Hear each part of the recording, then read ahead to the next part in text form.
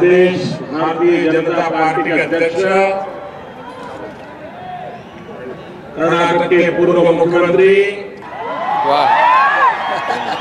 श्रीमान येदियुरप्पा, मेरे प्यारे भाई और बहनों,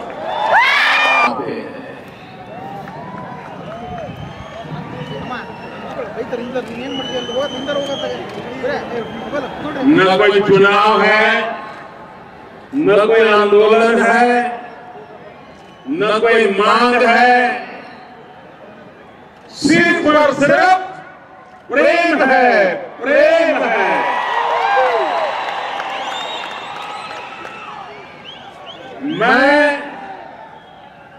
मैं इस धरती को नमन करता हूं। मैं आप सब मेरे प्यारे भाइयों बहनों को नमन करता हूं, जो आप इतना कष्ट उठा करके मुझे आशीर्वाद देने के लिए आए, हमारे काम में हौसला बुलंद करने के लिए आए, हमें प्रोत्साहन देने के लिए आए। देश बदल रहा है, उस बदलाव में गति देने के लिए आए। मैं इसलिए आपका हृदय से बहुत बहुत बहुत बहुत आभारी हूं।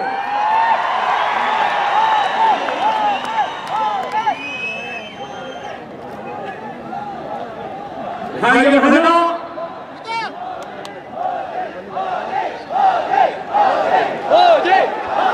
हमारे देश में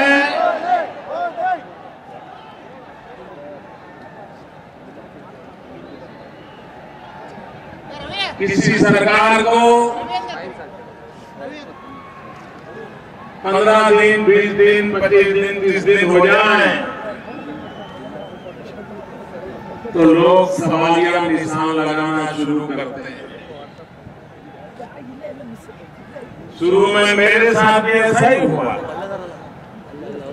सरकार को एक सप्ताह नहीं हुआ था और न जाने भांति भांति के सवाल मेरे सामने खड़े किए जाते, और मैंने पहले सप्ताह में अभी तो न मेरी पूरी ऑफिस देखी थी, न पूरा संसद भवन देखा था, लेकिन हमसे हिसाब मांगा जाता। वो हिसाब इसलिए मांगा जाता था कि इस देश में कुछ लोग हैं जो लोकतंत्र की बात तो करते हैं, लेकिन लोगों के द्वारा चुनी हुई सरकार को स्वीकार करने के लिए अभी भी उनका मन तैयार नहीं है। उनको अभी भी लग रहा है ये कहां से आ गया।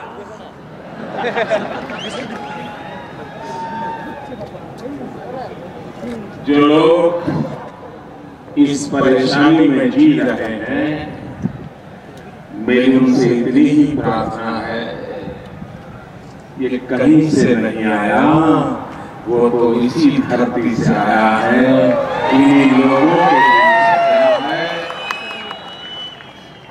और इसलिए मेरी सरकार ने अपनी पूरी ताकत इन्हीं लोगों की भलाई के लिए अपना तय करके 2 साल में एक के बाद ऐसे काम किए हैं जो सामान्य मानवी की भलाई के लिए। मुझे एक बात पर लोग आलोचना करते हैं कि मोदी बड़े बड़े काम नहीं करता है। पहले वाली सरकारों ने बड़े बड़े काम भी किए, बड़े बड़े लोगों के लिए गए और बड़े बड़े फायदे भी उठाए। क्या मुझे वो पाप करना चाहिए क्या? मुझे वो पाप करना चाहिए क्या? मुझे उस गलत रास्ते पर जाना चाहिए क्या? मेरे प्यारे भाइयों बहनों, जब आप जैसे लोग इतने मुझे आशीर्वाद देते हो, इतना प्यार देते हो, तो मुझे उस पाप के रास्ते पर जाने की जरूरत नहीं, कतई जरूरत नहीं है मेरे प्यारे भाइयों बहनों। एकाध काम कम होगा तो चलेगा, लेकिन गलत रास्ते पर देश को नहीं जाने दूंगा, ये मैं आपको विश्वास दूंगा।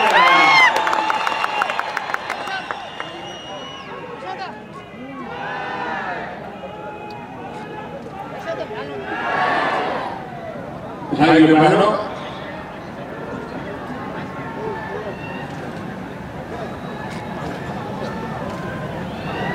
जब भी आप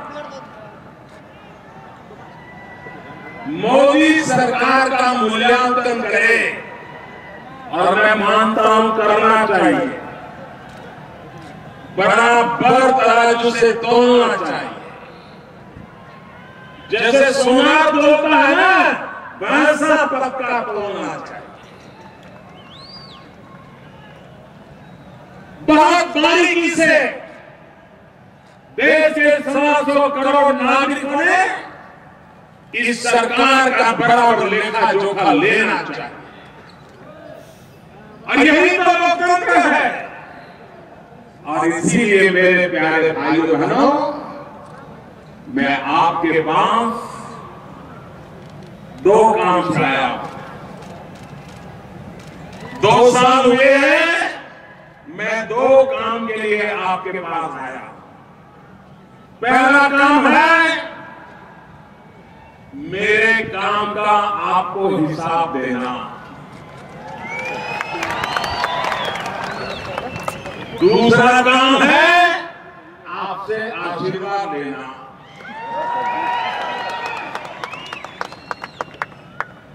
मैं यहां पर पहले भी आया हूं,